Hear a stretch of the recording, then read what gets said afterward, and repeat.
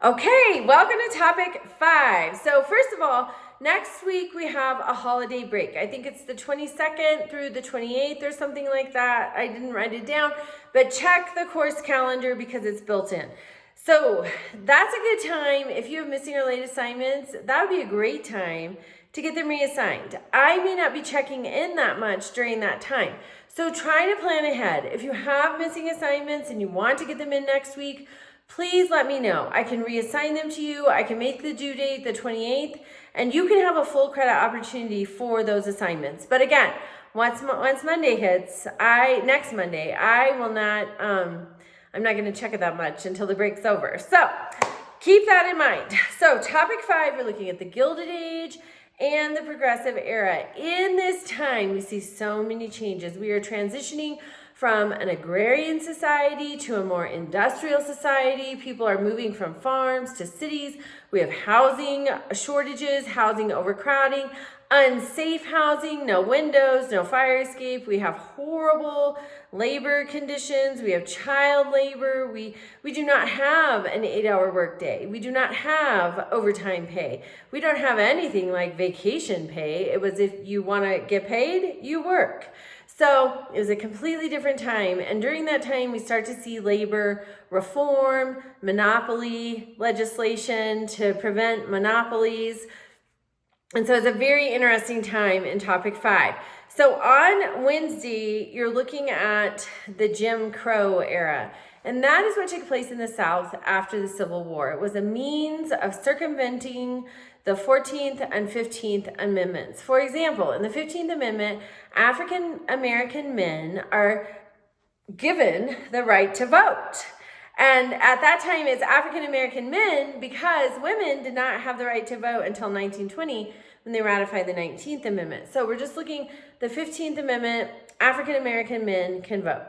Well, in the Jim Crow era, they imposed things like literacy tests. If you wanted to vote, you had to pass a literacy test. Well, it was against the law prior to the Civil War, the end of the Civil War, it was against the law for enslaved populations to be educated, to learn to read and write. So many of them could not pass literacy tests. It was a discriminatory practice intended to prevent and circumvent people's rights. Same thing with the 14th Amendment. We still have segregation, and that becomes codified in Plessy versus Ferguson in 1896. The Supreme Court creates the separate but equal doctrine. We all know separate is not equal. And so we see many of these practices by government actors, state governments, largely in the South. But the Supreme Court, that's the federal government. That's the third branch of the federal government, circumventing the 14th and 15th Amendments. So it's really just a miscarriage of justice. So it's an interesting time. So you're analyzing and looking at Jim Crow in your response to the first discussion.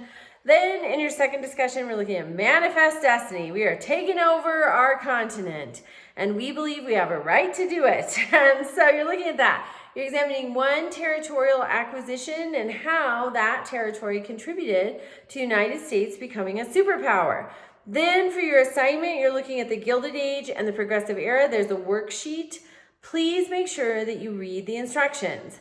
Many of you are missing out on points because you don't meet the word counts or you don't meet the source requirements. I often see a relationship. Often when there's a deficient word count, there's only one source, when there should be at least 3, preferably 5. So make sure you're doing the weekly reading because that's going to help inform your knowledge. And then you have those sources at the ready for your assignment at the end of the week. So again, reach out with questions. And if you have missing assignments, let's formulate a plan to get them done over the break. All right, have a great week.